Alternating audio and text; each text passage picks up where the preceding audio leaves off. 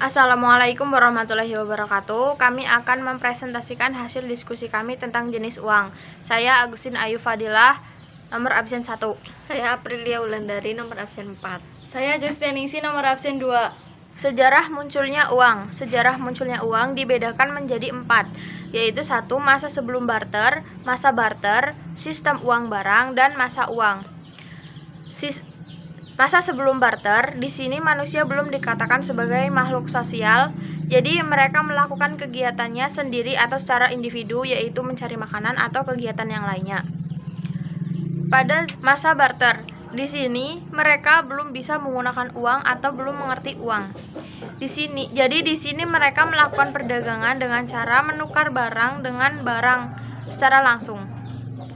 Sistem uang barang. Sistem uang barang merupakan sistem pembayaran yang menggunakan suatu barang yang berharga. Jadi di sini mereka rela menukarkan barang berharga mereka demi mendapatkan barang yang mereka butuhkan pada saat itu juga. Yang keempat adalah masa uang. Peradaban semakin maju mengakibatkan meningkatnya kebutuhan manusia. Hal ini mendorong manusia menemukan alat perantara baru dan diciptakanlah uang. Uang pertama kali diprakarsai oleh bangsa Lydia pada abad ke-6 sebelum Masehi. Terbuat dari campuran emas dan perak, bisa disebut juga dengan elektrum. Perbandingan antara emas dan perak adalah 75:25 yang bisa disebut dengan stater atau standar. Yang selanjutnya adalah pengertian uang. Menurut para ahli, menurut Albert Gaylord Hart, uang merupakan kekayaan seseorang yang mana si pemilik dapat menggunakannya untuk melakukan aktivitas sehari-hari. Kedua, menurut A.C.P. Gow, uang merupakan suatu alat yang digunakan sebagai alat tukar-menukar barang, serta resmi digunakan dan semua orang sepakat menggunakannya. Tiga, menurut R.S. Sayers, uang merupakan sesuatu yang diterima oleh masyarakat baik secara individu maupun kelompok, yang kegunaannya untuk membayar tagihan baik berupa produk, barang maupun jasa. 4. Menurut Rollin G. Thomas, uang merupakan suatu barang yang siap digunakan, diterima oleh masyarakat secara luas, serta membayar tagihan baik jasa ataupun barang.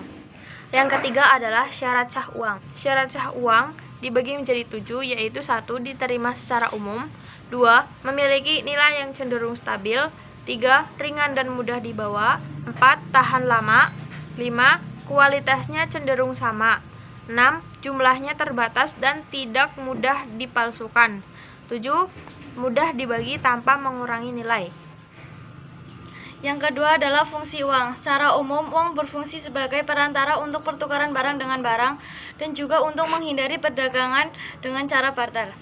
Fungsi uang dibedakan menjadi 2, yaitu fungsi asli dan fungsi turunan. Yang pertama, fungsi asli. Fungsi asli sendiri itu dibedakan menjadi 3. 1. Alat tukar. Uang berfungsi sebagai alat tukar yang dapat mempermudah pertukaran. Yang kedua, satuan hitung. Uang berfungsi sebagai satuan hitung karena uang dapat digunakan untuk menunjukkan nilai berbagai macam barang atau jasa yang diperjualbelikan. Yang ketiga, alat penyimpanan nilai. Uang berfungsi sebagai alat penyimpanan nilai karena dapat digunakan untuk mengalihkan daya beli masa sekarang ke masa yang akan datang. Yang kedua ada fungsi turunan. Fungsi turunan 1 sebagai satuan nilai. Uang berfungsi untuk menunjukkan nilai ukur satuan terhadap nilai barang atau jasa.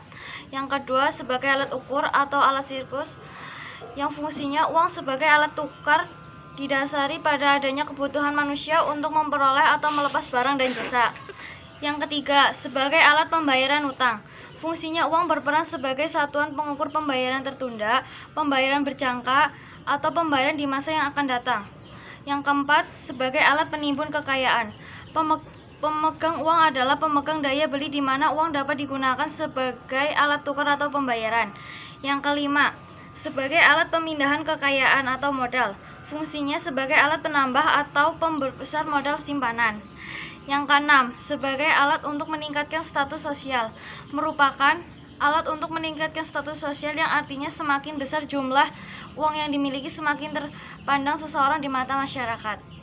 Dan yang ketiga akan membahas tentang jenis uang. Yang pertama, Jenis uang berdasarkan nilai yang terkandung dalam bendanya dibagi menjadi dua. Yang satu, uang bernilai penuh adalah uang yang nilainya untuk bahan pembuatan senilai dengan nominalnya. Yang kedua adalah uang bernilai tidak penuh, yaitu uang yang nilainya untuk bahan pembuatannya lebih kecil dari nominalnya. Yang kedua, jenis uang berdasarkan bahan yang digunakan. A. Uang logam adalah uang yang terbuat dari logam.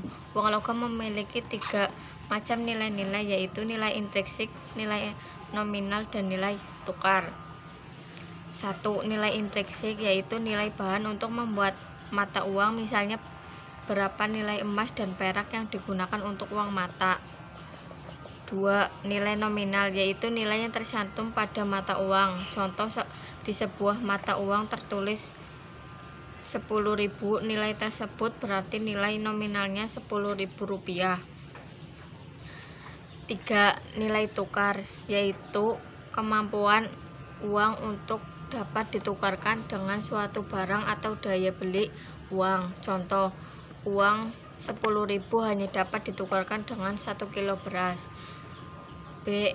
Uang kertas adalah uang yang terbuat dari kertas dan gambar dan cap tertentu dan merupakan alat pembayaran yang sah. Yang ketiga, jenis uang berdasarkan lembaga yang mengeluarkan. 1. Uang kartal yang dikeluarkan Bank Sentral. 2. Uang giral yang dikeluarkan lembaga keuangan selain Bank Sentral seperti Bank Umum. Keempat, berdasarkan wilayah berlakunya. 1. Uang lokal. Uang lokal merupakan uang yang berlaku di suatu negara tertentu, misalnya rupiah di Indonesia dan peso di Filipina. 2. Uang regional. Uang regional merupakan uang yang berlaku di kawasan tertentu yang lebih luas dari uang lokal, misalnya kawasan benua Eropa berlaku mata uang tunggal yaitu euro. 3. Uang internasional. Uang internasional merupakan uang yang berlaku di seluruh dunia, contohnya US dollar atau sebagai standar pembayaran internasional. Sekian presentasi kami. Wassalamualaikum warahmatullahi wabarakatuh.